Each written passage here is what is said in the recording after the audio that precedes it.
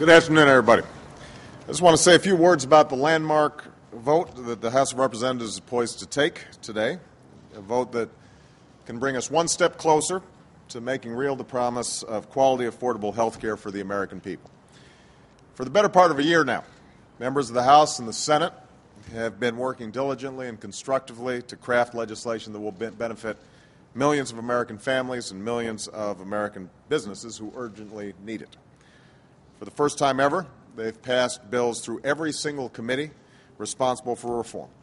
They've brought us closer than we have ever been to passing health insurance reform on behalf of the American people. Now's the time to finish the job. The bill that the House has produced will provide stability and security for Americans who have insurance, quality, affordable options for those who don't, and lower costs for American families and American businesses. And as I've insisted from the beginning, it is a bill that is fully paid for and will actually reduce our long-term federal deficit. This bill is change that the American people urgently need. Don't just take my word for it. Consider the national groups who've come out in support of this bill on behalf of their members. The Consumers Union supports it because it will create, and I quote, a more secure, affordable health care system for the American people. The American Medical Association and the American Nurses Association support it on behalf of doctors and nurses and medical professionals who know firsthand what's broken in our current system and who see what happens when their patients can't get the care they need because of insurance industry bureaucracies. The National Farmers Union supports this bill because it will control costs for farmers and ranchers and address the unique challenges rural Americans face when it comes to receiving quality care.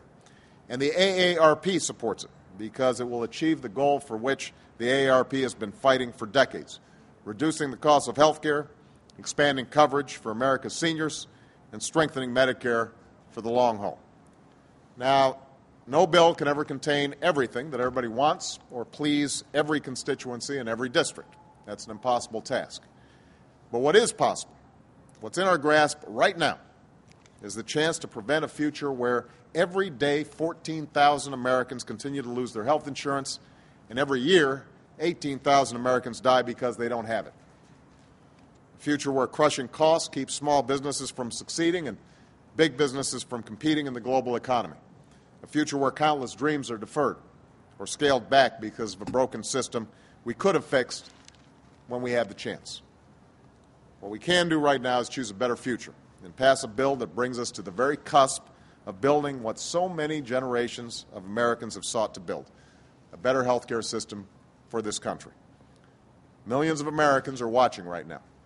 Their families and their businesses are counting on us. After all, this is why they sent us here, to finally confront the challenges that Washington had been putting off for decades, to make their lives better, to leave this country stronger than we found it. I just came from the Hill where I talked to the members of Congress there, and I reminded them that opportunities like this come around maybe once in a generation.